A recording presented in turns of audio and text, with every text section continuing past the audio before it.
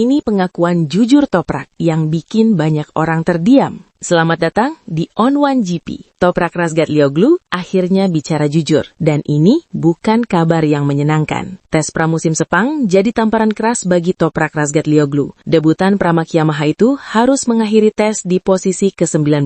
Dengan catatan waktu 1 menit 58,326 detik. Nyaris 2 detik lebih lambat dari Alex Marquez yang tampil sebagai pembalap tercepat. Dan untuk pertama kalinya, Toprak mengakui satu hal penting. Saya mungkin akan kesulitan di 5 balapan pertama musim ini. Toprak terlihat marah, frustasi, dan kecewa. Bukan tanpa alasan. Tidak mudah bagi saya melihat diri saya berada di posisi serendah ini. Terutama setelah apa yang saya capai di Superbike. Ujar Toprak dengan nada jujur. Di sesi pagi, Toprak bahkan sempat membuntuti Alex Marquez. Ia melihat betapa halusnya Alex mengendalikan motornya, namun saat mencoba melakukan hal yang sama, Toprak sadar, ia belum bisa. Saya sudah fokus pada gaya berkendara, tetapi saya rasa saya harus mengubah pengaturan suspensi. Saya butuh bantuan saat bertikung. Lanjutnya, Toprak menegaskan gaya balapnya tidak berubah. Namun masalahnya satu, waktunya tidak pernah datang. Dan ketika waktu tak kunjung membaik, motivasi pun ikut turun. Sekarang, mari kita bicara realita. Superbike dan MotoGP. Itu dua dunia yang sangat berbeda. Di Superbike, Toprak bisa jadi juara dengan motor yang bukan unggulan. Namun, di MotoGP, ini kelas tertinggi balap dunia. Semua pembalap cepat, semua motor canggih.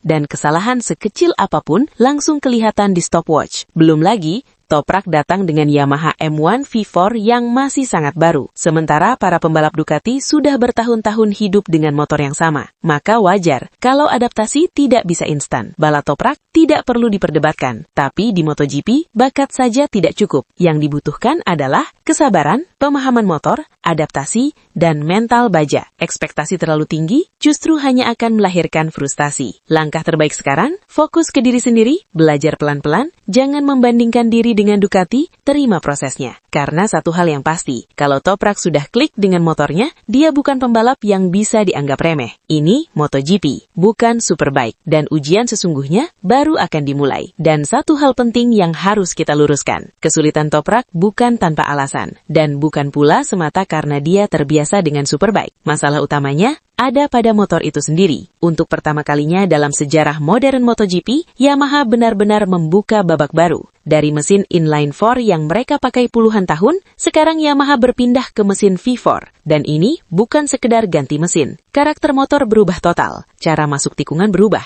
Cara membuka gas berubah. Distribusi tenaga berubah.